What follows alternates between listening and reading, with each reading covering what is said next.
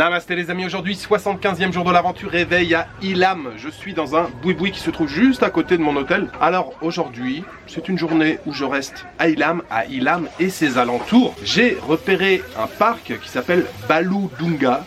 Baludunga, c'est à quelques kilomètres au nord d'Ilam. Je vais traverser le centre-ville. C'est juste un parc, il n'y a pas beaucoup de choses à voir. Enfin, j'ai regardé quelques images là sur Google Maps, il y a quelques statues, des trucs comme ça. Et puis on peut surtout se balader. Ça va être l'occasion de faire une petite balade. Mais avant de commencer, je voudrais m'arrêter dans le centre de Ilam. Puisqu'hier, j'ai trouvé une échoppe qui vendait des gulab jamun. Les gulab jamun, je vous en ai parlé hier, vous savez, j'adore ça. Donc hier, je me suis arrêté, j'ai juste pris un thé, j'ai vu qu'il y avait des gulab jamun. J'étais déjà full pugyo, comme on dit ici. À chaque fois que je dis ça, les Népalis, ça les fait rire. Pugyo, ça veut dire que vous êtes repu, que vous êtes plein. Alors, j'ai envie de commencer la journée avec un thé. Je suis déjà en train de siroter un thé, bien entendu, mais j'ai envie d'aller là-bas pour prendre un gulab jamun ou deux, et puis ensuite, on prendra la direction de Baludunga. Voilà, c'est parti pour une nouvelle journée ici à Ilam.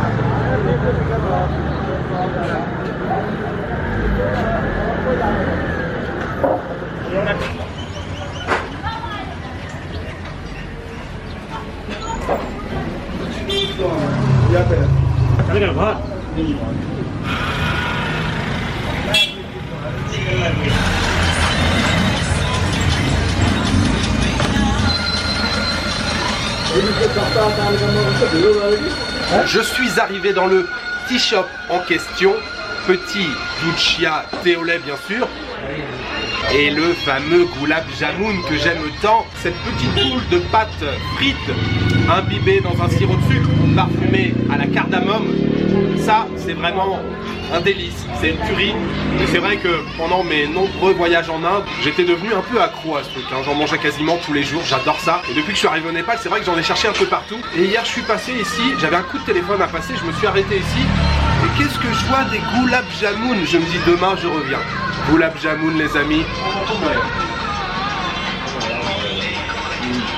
Ce gulab jamun, les amis, c'est une merveille.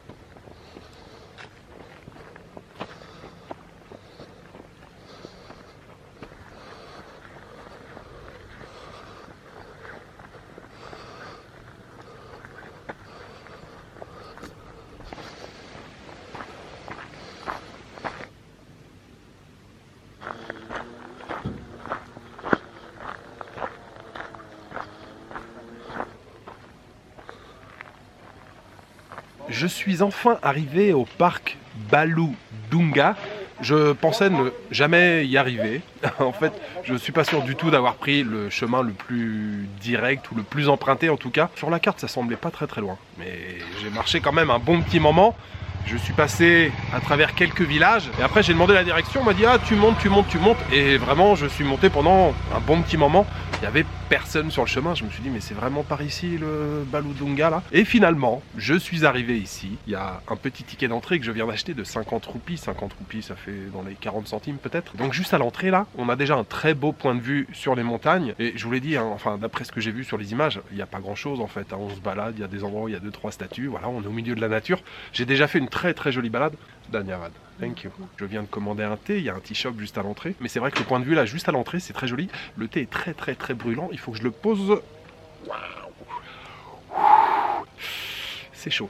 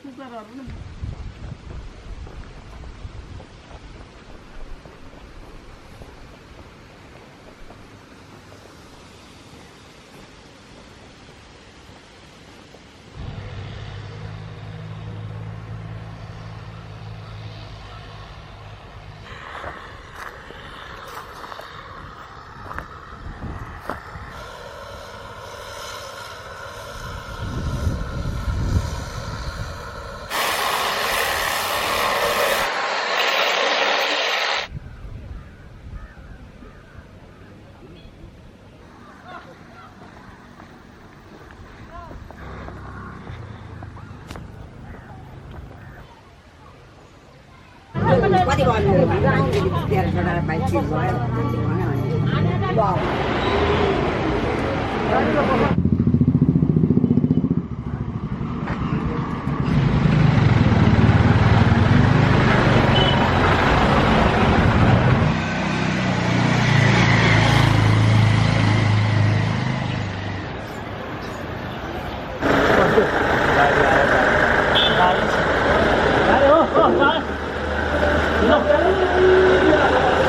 Namaste.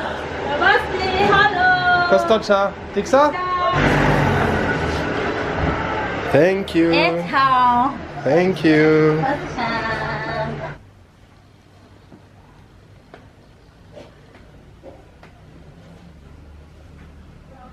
De retour en ville, mais surtout de retour dans la cantine de Renuka. Vous l'avez compris, je suis de retour ici pour manger ces fameuses nouilles, ces Kima Noodles. Sinon, la balade que j'ai faite à l'aller, très sympa, là, à travers quelques villages. Pour la route du retour, vous l'avez vu, j'ai pris une route différente, en fait, la route la plus directe, en seulement 25 minutes. J'étais de retour à Ilam. Le parc en question, les amis, pour dire clairement les choses, c'était pas ouf du tout. En fait, c'est beaucoup d'escaliers. Voilà, il y a des marches, des escaliers. Il y a un moment, je marche, je m'enfonce un petit peu et il n'y a rien au bout.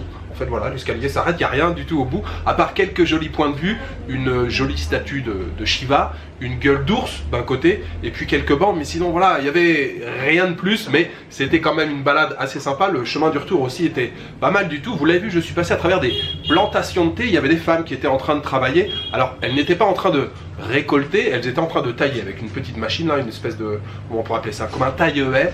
avec voilà, ouais, c'est ça, comme un taille-haie. Et elle taillait justement les extrémités d'étayer. Puis retour dans le centre d'Ilam. J'aime beaucoup, hein. Ilam, ça me plaît beaucoup. J'aime bien l'ambiance ici. C'est pas très grand, mais c'est suffisamment animé. Pas mal de commerces là sur la place principale et dans les rues autour de la place principale. Et puis de très jolies maisons aussi. Vous avez vu des belles maisons en bois avec des balcons assez fleuris, pas mal de pots de fleurs. Et puis donc me voilà de retour dans la cantine de Renuka. Je sais déjà que je vais me régaler avec ces Kima Noodles. Je vous souhaite un très très bon appétit.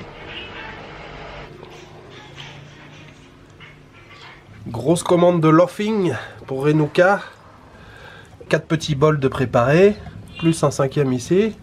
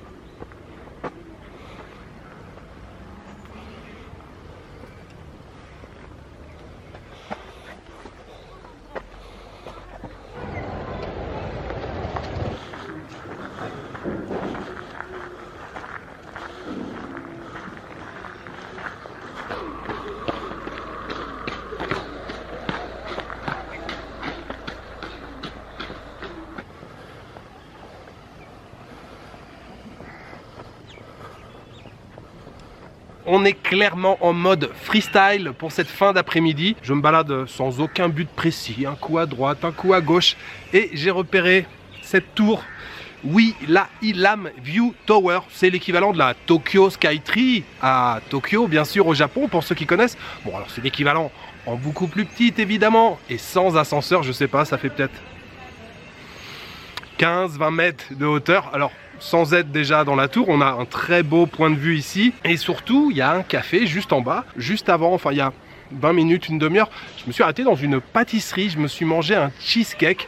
Très jolie pâtisserie, enfin très jolie, plutôt bien soigné. Le patron qui était là, tout le temps que je suis resté, il nettoyait sa vitrine et tout. Petite vitrine réfrigérée, des pains, différents pains comme ça dans des corbeilles. On voyait vraiment que le patron apportait un soin particulier à ce que sa boutique soit propre et bien rangée. Alors le cheesecake en question, bon c'est loin d'être le meilleur cheesecake que j'ai mangé, mais comme je vous le disais aussi il y a quelques jours quand je mangeais des biscuits et je vous disais que ces biscuits tout simples qui ressemblaient à rien, je les adorais. Voilà, quand on est en voyage depuis quelques temps et puis quand on est dans un pays où on retrouve pas forcément ces petites douceurs, ces petites confiseries habituelles. Quand on tombe sur quelque chose d'un peu sucré, moi je suis quelqu'un de très gourmand, ça je pense que vous l'avez compris. Même si c'était pas le meilleur cheesecake du monde, il m'a quand même apporté un petit peu de douceur et puis beaucoup de plaisir aux papilles. Et je l'ai beaucoup apprécié, ce petit cheesecake qui coûtait 120 roupies, un petit peu moins d'1 euro. Je vais siroter mon thé et on va aller voir la vue ici, là-haut, à la Ilam View Tower.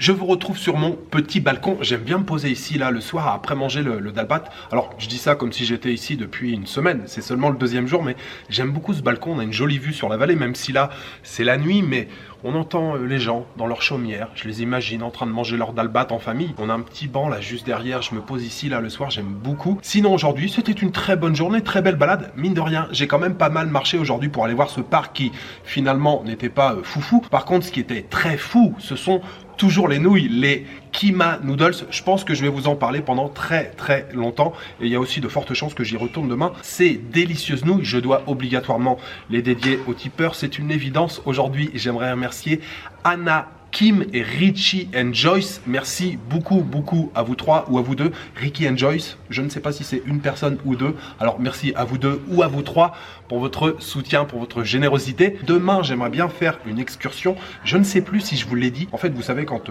je parle face caméra, je parle beaucoup. Je dis beaucoup de choses et le soir, quand je fais le montage, ça m'arrive souvent de faire des cuts, de couper. Je fais ah non, j'ai trop parlé, ça je l'enlève, ça je l'enlève. Alors je ne sais plus si je vous l'ai dit, mais le plus beau point de vue ici sur les montagnes recouvertes de plantations de thé, et ben c'est pas ici, c'est pas à Ilam. Ça fait partie de la région d'Ilam, mais c'est quasiment, je crois, 40 km d'ici et ça s'appelle Kanyam, je crois. Donc peut-être que je vais y aller demain, mais je ne suis pas encore complètement décidé. Peut-être que demain je vais me reposer, peut-être que demain je vais pas filmer, peut-être que j'irai à Kanyam. Ah, j'allais oublier, regardez ce que je me suis acheté. Alors non, ce n'est pas du shit, je sais ça y ressemble, mais ce n'est pas du shit, ça s'appelle Bombay Son. Bombay Son, alors c'est une confiserie, c'est sucré, ça serait une spécialité d'ici de Taplejung puisque j'en ai vu dans pas mal d'épiceries. Alors la dame m'a expliqué un petit peu, j'ai compris que c'était fait à base de lait, mais je ne sais pas exactement ce que c'est, mais je dirais du caramel.